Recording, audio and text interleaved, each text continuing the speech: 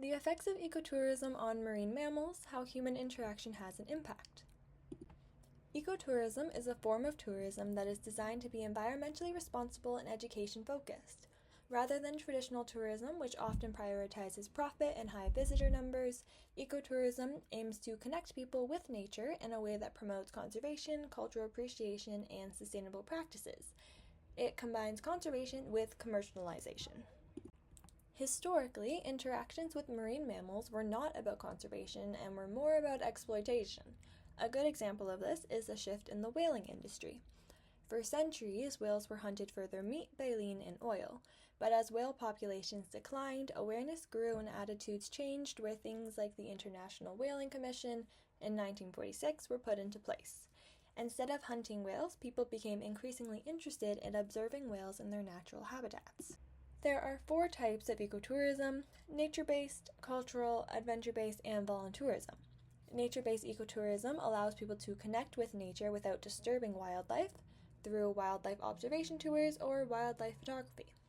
Cultural ecotourism allows people to educate themselves on local cultures, traditions, and customs by taking part in community-based activities or cultural tours. Adventure-based ecotourism incorporates both excitement and sustainability through activities that involve elements of risk. This can be swimming with dolphins, swimming with whale sharks, trekking. Finally, voluntourism involves the participation in conservation efforts like traveling for a good cause or volunteering with an organization for marine mammal data collections. Ecotourism is thereby a type of sustainable tourism that can have educational benefits to humans, impacts on individuals and populations of marine mammals, and can be used as a conservation initiative. Ecotourism is a great way to provide education about wildlife and conservation.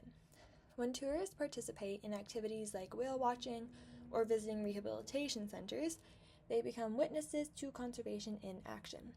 They learn about threats such as entanglement, pollution, and human disturbance. Seeing these processes firsthand builds empathy, respect, and understanding. This makes tourists more likely to want to support marine protection in the long term and encourages more eco-friendly behaviors. Ecotourism also generates funding for conservation programs. Many tours partner with rehabilitation centers or research organizations, which helps to fund rescue efforts, education, and long-term monitoring. Though ecotourism can have good intentions, even non-harmful human presence can still disrupt essential behaviors in marine mammals. Boats and tourists interrupt feeding sessions on important feeding grounds, and animals may begin associating humans with food, which changes their natural foraging patterns and can lead to them losing their natural feeding instincts. Pirouetta, in 2015, found that bottlenose dolphins reduced their foraging times and had altered migration patterns in areas with high boat traffic, ultimately impacting their overall health and reproductive success.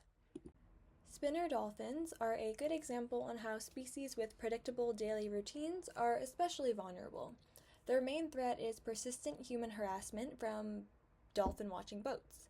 Dolphin watching boats are boat tours, which often take place during the daytime, and daytime is the time period when spinner dolphins rest after long nights spent foraging. When boats approach or surround the resting pods, the dolphins are forced to leave essential resting sites. Losing this rest means that they aren't recovering properly from nighttime feeding, and the chronic disturbance leads to stress and behavioral changes. This example shows how ecotourism pressures can be harmful even when there is no physical contact. Simply being present in the wrong time of day is enough to affect their long-term well-beings. When disturbance continues over long periods of time, marine mammals begin to show avoidance behaviors such as diving deeper or staying underwater longer to get away from the boats. These behaviors might help them avoid immediate stress, but they come with a major energetic cost.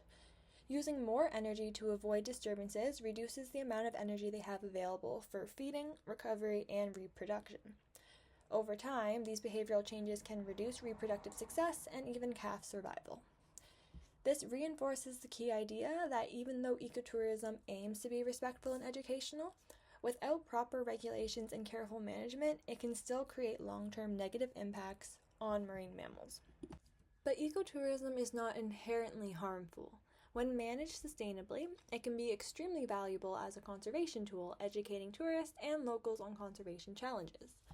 Ecotourism has evolved from recreational sightseeing to conservation-based experiences.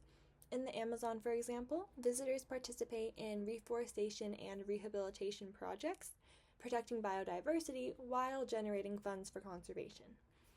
In marine environments, whale and dolphin tours often fund long-term research.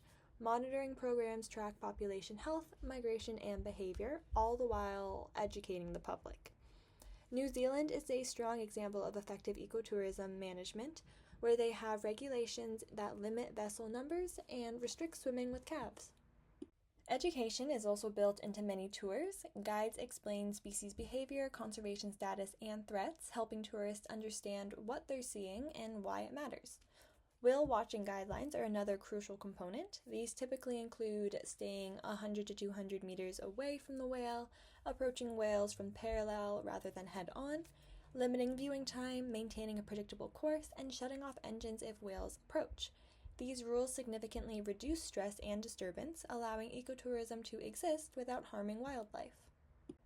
Overall, ecotourism brings valuable benefits, raising awareness, supporting conservation, emotional connections, creating jobs, promoting cultural and environmental appreciation, but it also brings these real risks of behavioral disruptions, stress, and reduced reproductive success.